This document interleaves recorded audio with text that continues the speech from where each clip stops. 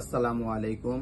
প্রতিদিনের মতো স্বাস্থ্য বিষয়ক গুরুত্বপূর্ণ আলোচনা নিয়ে আজকে আপনাদের সামনে আবার এসেছি। আজকের আলোচনার বিষয়বস্তু হচ্ছে চাল। আমরা কি খাবো, কি ধরনের চালটা খাবো, কি ধরনের চাল সিলেক্ট করব, এটাই। আমরা কি চাল খাচ্ছি না বিষ খাচ্ছি? আমরা অবশ্যই মিনিকেট চাল খাবো না এবং ফ্রেশ সাদা যেটা সুপার রিফাইন করা চাল এগুলা খাবো না। কেন খাবো না? কারণ এই চালগুলোতে ফাইবার থাকে না, পেটে নানান ধরনের সমস্যার সৃষ্টি করে। হ্যাঁ, শরীরে রোগ দিন দিন বাসা বাঁধছে এই চালের কারণে।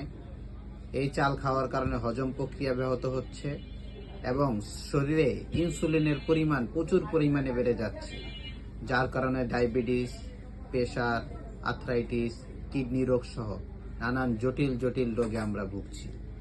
সেক্ষেত্রে আমরা চাল নির্বাচন করব ঢেকি ছাটা চাল। আর সবচাইতে ভালো হয় লাল চাল খেতে পারলে।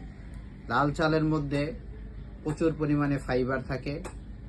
এই ফাইবার আপনার হজম প্রক্রিয়াকে ভালো রাখবে, ব্রেনকে ডেভেলপ করবে এবং ইনসুলিনের পরিমাণ একেবারে কম পরিমাণে উৎপাদন করবে, যা আপনি সুস্থ জীবনের জন্য গুরুত্বপূর্ণ ভূমিকা রাখবে।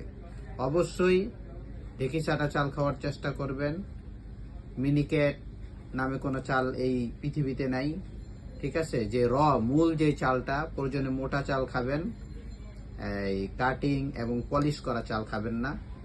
আপনি সুস্থ থাকবেন, আপনার জীবন হালকা হবে এবং আপনি দীর্ঘায়ু হবেন ইনশাআল্লাহ।